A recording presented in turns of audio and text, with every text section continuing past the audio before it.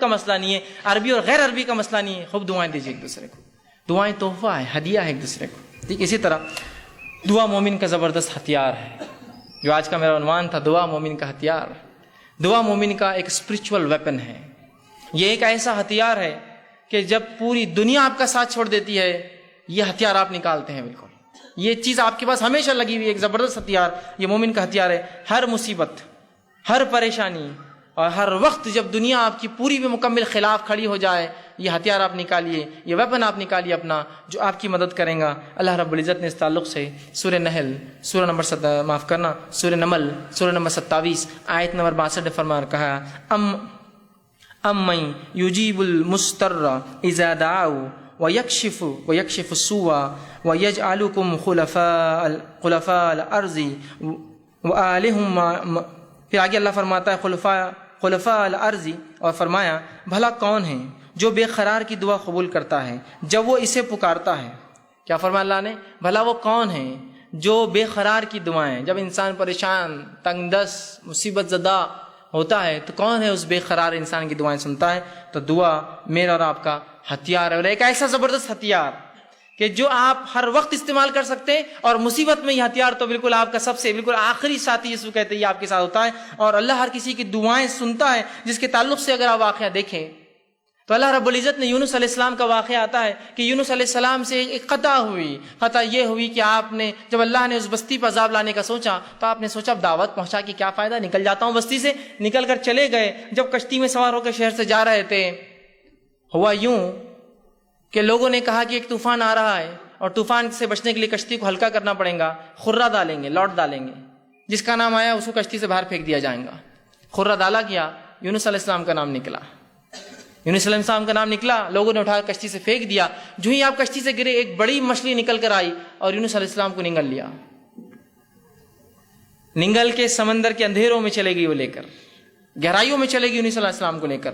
آپ تنہا ہے، مچھلی کے پیٹ میں ہے، مذاق نہیں یاد رکھی، تنہا ہے، مچھلی کے پیٹ میں ہے. بڑی مچھلی ہوں گی، بہت بڑی، اور مچھلیاں بہت بڑی ہوتی ہیں.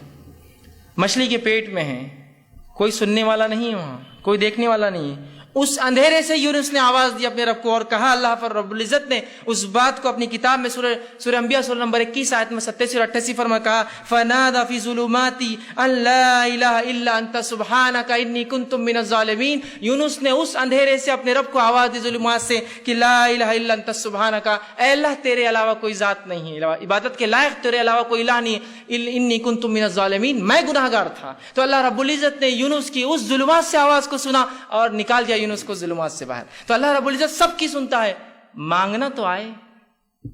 یونس علیہ السلام نے اس گہرائی سے، سمندر کے اس گہرائی اور ظلمات سے آواز دی اپنے رب کو. اللہ نے فرمایا فنادى في ظلمات ان لا الہ الا انت سبحانک انی کنت من الظالمین. اس نے آواز دی اور اس اندھیرے سے کہا، اے اللہ تیرے علاوہ کوئی الہ نہیں، تیرے علاوہ لائق معبود کوئی عبادت کے لائق نہیں، سبحانک تیری ذات پاک ہے، انی کنت من الظالمین، وہ میں تھا جس نے اپنے نفس پہ خطا کی، وہ میں تھا جس نے ظلم کیا اور تیرے حکم کی خلاف ورزی کی.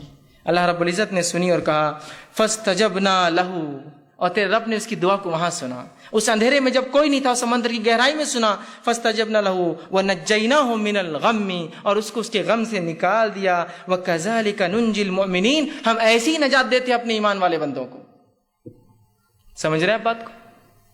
ابراہیم علیہ السلام لا اولاد، اولاد نہیں ہے آپ کو، نہ لڑکا ہے نہ لڑکی ہے. سوچتے ہی مشن کون لے کے چلیں گا، میرے بعد کوئی لڑکا ہو میرا جو مشن لے کر چلے. اللہ سے دعا کی، اللہ نے قبول کی. انبیاء علیہ السلام آہو بکا کر رہے ہیں، گڑ گڑا رہے ہیں، دعائیں مانگ رہے ہیں. پھر کیوں اس امت کو شرم آتی ہے رب سے دعا مانگنے کے لیے؟ ابراہیم علیہ السلام نے دعا کی، ایوب علیہ السلام نے دعا کی اپنی بیماری کے لیے. اسی طرح جو ہے زکریا علیہ السلام نے اپنی اولاد کے لیے دعا کی، جو یحییٰ علیہ السلام کی آپ کو خوشخبری دی گئی.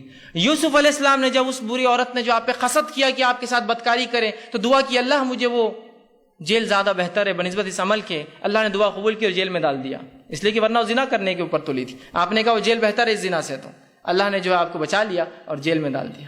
اندازہ لگائیے ان لوگوں نے اللہ سے دعا کی.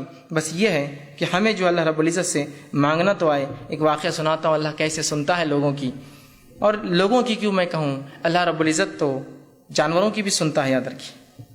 صحیح مسلم کی روایت ہے، اللہ کے رسول صلی اللہ علیہ وسلم فرماتے ہیں اللہ کے نبی سلیمان علیہ السلام آپ کے دور میں قحط سالی ہو گئی، سوکھا پڑ گیا.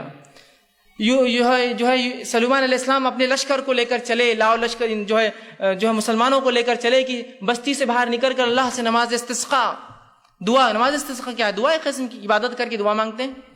نماز استسقاء کے لیے نکلے. جب نکل کر چلے اپنے جو ہے بستی سے اور ایک جگہ سے گزرے جہاں چونٹیاں تھیں، جب وہاں سے نکلے آگے چلے تو کہا اب جانے کی ضرورت نہیں ہے، ہمیں واپس جانا ہے.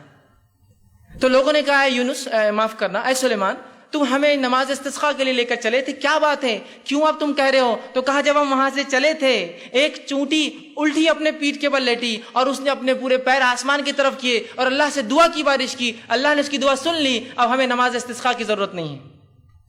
اس لیے کہ جو ہے سلیمان علیہ السلام جانوروں کی بات سمجھتے تھے. تو کہا اللہ نے اس کی دعا قبول کر لی، تو اللہ تو چونٹیوں کی قبول کرتا ہے، پھر تمہاری اور میری مومنوں کی کیوں نہیں سنیں گا؟ وہ چونٹی کو اللہ کی ولی نہیں تھی اور کوئی بزرگ نہیں تھی، جانور ہے وہ، اللہ اس کی بھی سنتا ہے. بس مانگنا تو ہے اپنے رب سے، رب سننے کے لیے ہی تو بیٹھا ہے اوپر، ورنہ اللہ نہ سنیں گا تو کس سے مانگیں گے بندے؟ بتاؤ مجھے. اگر وہ ذاتی سننا بند کر دے جو سننے والی اور سمیع ہے تو میں کس سے پھر دعائیں مانگوں؟ اور جب لوگوں نے یہ سوچا کہ وہ ذات سنتی نہیں ہے تو پھر لگے انسانوں کے در پہ مانگنے کے لیے. آج جو سب سے افضل دعا، افضل عبادت دعائیں ہیں، کہاں مسلمان مانگتے ہیں؟ کن کن دروں پر مانگ رہے اللہ کو چھوڑ کر؟ ذرا غور کیجیے. یہ غلط فہمی ہے، اس کی بنیاد ہے کہ اللہ سنتا نہیں، ہماری سنتا نہیں، گنہگاروں کی سنتا نہیں، وہ تو صرف بزرگوں کی ولیوں کی سنتا ہے. اور ایسے فالتو قسم کے عقیدے، اور ان عقیدے کو میں فالتو لفظ کہنا بھی بہت فالتو سمجھتا ہوں. فالتو بولنا چاہیے ایسے عقیدوں کو، جن عقیدوں کا نہ سر ہے نہ کوئی ٹانگ ہے شریعت کے اندر. جس شریعت نے آپ کو سب کو اختیار دیا دعائیں کرنے کا، پتہ نہیں کس نے شریعت سے اس کے دعاؤں کا اختیار چھین کے کہا یہ تو ریزرویشن ہے ہمارے لیے، ہم کر سکتے ہیں دعا تمہارے لیے، ہم سے مانگو تو ہم پھر تم کو دیتے ہیں. ابھی اللہ تک کہاں جاتے ہو؟ ہم تک تو آ جاؤ، پھر اللہ تک جانا دعائیں مانگنے. اس قسم کی باتیں کہہ کر مجھے اور آپ کو ایک افضل عبادت سے آج کاٹ کر رکھ دیا. اسی طرح جو ہے